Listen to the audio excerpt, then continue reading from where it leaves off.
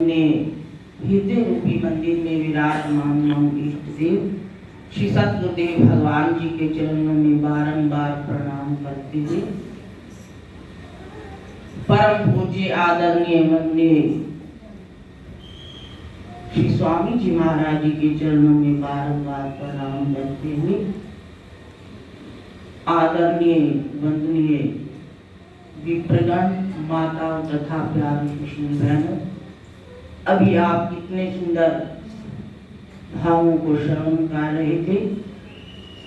श्री स्वामी जी महाराज जी के वचनामृत को पान करते हुए श्रीमद् भागवत महापुराण भगवान श्याम सुंदर जी का सुंदर स्वरूप है। भगवान की सारी लीलाओं का इसमें गान किया गया है।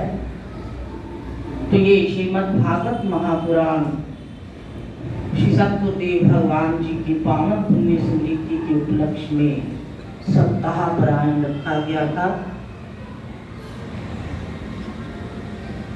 अभी इसका विश्राम होगा। आप सब हम सब कितने भाग्यशाली हैं जो गुरुदेव भगवान के समक्ष बैठ करके दर्शन करते हुए अपने नेत्रों को सफल कर रहे हैं। सारी इंद्रियों को भगवान की ओर लगा करके अपनी इंद्रियों को सफल कर रहे हैं। अभी श्री स्वामी जी महाराज जी ने श्रीमद् भागवत महापुराण में जैसे जैसे भक्तों के चरित्र, जैसा भगवान के प्रति जो भाव रखता है, प्रेम करता है, भगवान भी अपने भक्त के प्रेम को देख करके उसे वैसा ही प्रेम करते हैं। सब भक्तों की लीलाओं को आप श्रवण भी करते हो, पढ़ते भी हो। श्रीमद् भागवत महापुराण में ध्रुव जी का भी प्रसंग आप श्रवण कर रहे थे।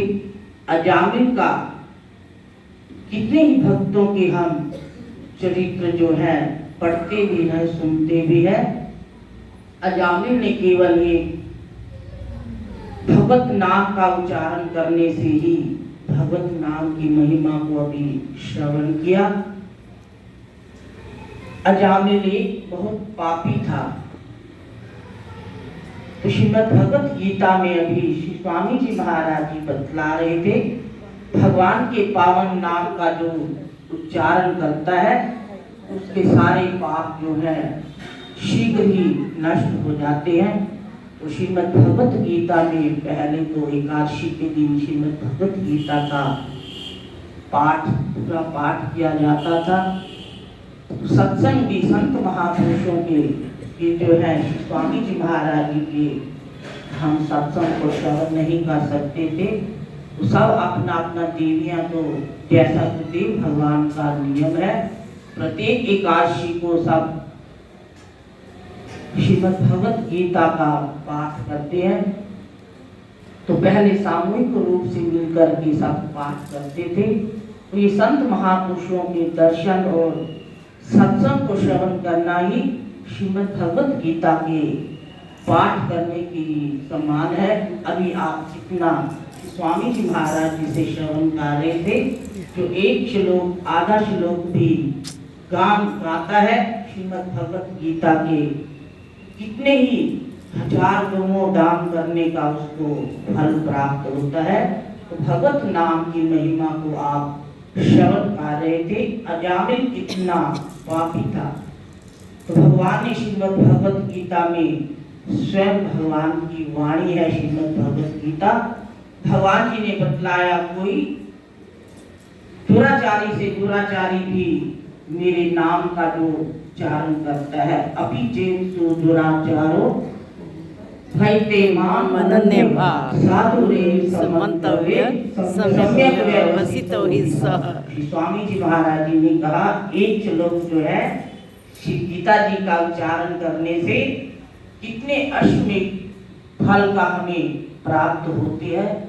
तो फल की इच्छा को तो त्याग करके हम नित्य प्रति जो शाम को श्रीमद् भगवत गीता साधक संजीवनी का सत्संग होता है, उसमें भी यही प्रसंग आ रहा है। भगवान का भक्त तो सब इच्छाओं को, कोई भी कर्म करे, सब कर्मों को भगवत अर्पण करता जाए, भगवान की प्रसन्नता के लिए करे।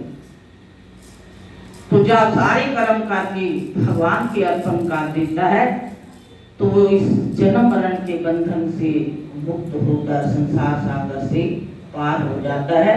जिन जिन भक्तों ने भगवत नाम का उच्चारण किया, अजामिल इतना पापी होने से भगवत नाम का एक केवल संत महापुरुषों ने युक्ति से मुक्ति दे देते हैं। तो गांव में जब आए तो सबने हंसी मजाक से कह दिया कि आप अजामिल के घर चले जाओ, वो बहुत संत सेवी है।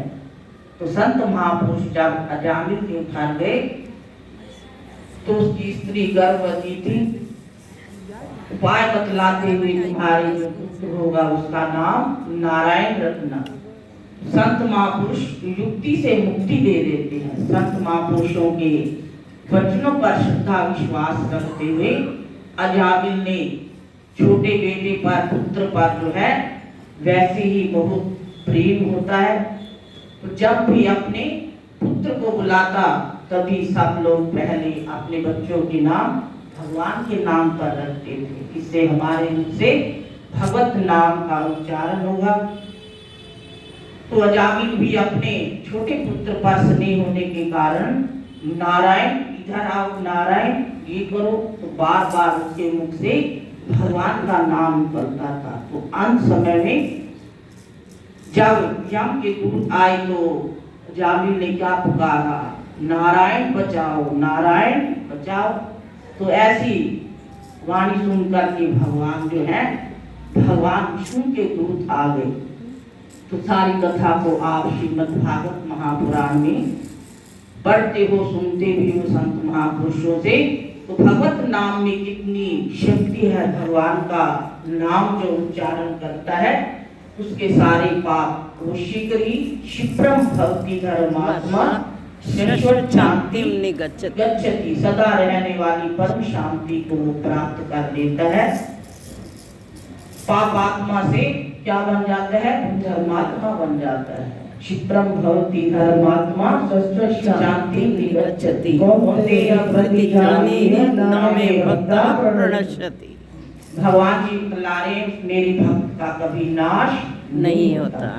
तो ऐसा श्रीमद् भगवत गीता में आप नित्य प्रति श्री स्वामी जी महाराज जी के वहाँ गीता जयंती पर सब लोगों को, बहन जी आए हैं शशि बहन जी, उनको तो पूरी श्रीमद् भगवत गीता ही स्मरण है। तो स्वामी जी महाराज जी बता रहे थे पूरी गीता नहीं याद होती तो एक चलो आदर्श लोग भी जिसको याद हो जाता है, जो उच्चारण करता है, वो भी इस संसार सागर से पार हो जाता है। जो भगवत नाम में कितनी शक्ति है। भगवान के नाम का उच्चारण करने से हमारे जन्म जन्मांतरों के पाप जो है वो दूर हो जाते हैं। तो कितने ही भक्तों की कथाओं को आप श्रवण करते हैं। ध्रुव भगत को माता की, उनकी माता सुनीति जो अच्छी नीति वाली थी, अपने पिता की गोद में जब उत्तम को देखा तो उन्होंने भी अपने पिता की गोद में जब बैठने की चाह की तो माता ने कहा अगर अपने पिता की गोद में बैठना है तो मेरी कोख से जन्म लो, पहले तपस्या करते हुए। तो ये बात जो है ध्रुव के मन को लग गई।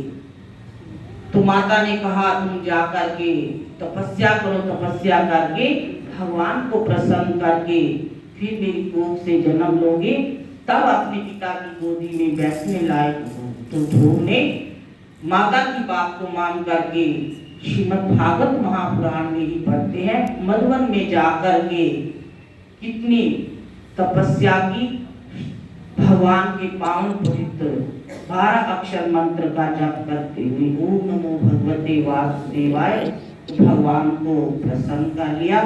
तो कैसे कितने ही भक्तों ने भगवान के नाम का उच्चारण करते हुए उस परम पद की प्राप्ति की।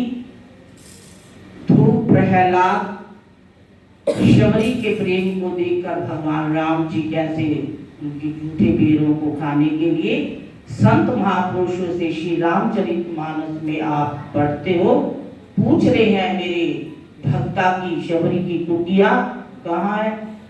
तो ये सब विदुरानी के घर गए, दुर्योधन के 56 पदार्थों का त्याग करते हुए जाओ कौरवों के दूत बांध करके भगवान जी उनको समझाने के लिए आए कि आप केवल पांडवों को 5 गांव ही दे दो।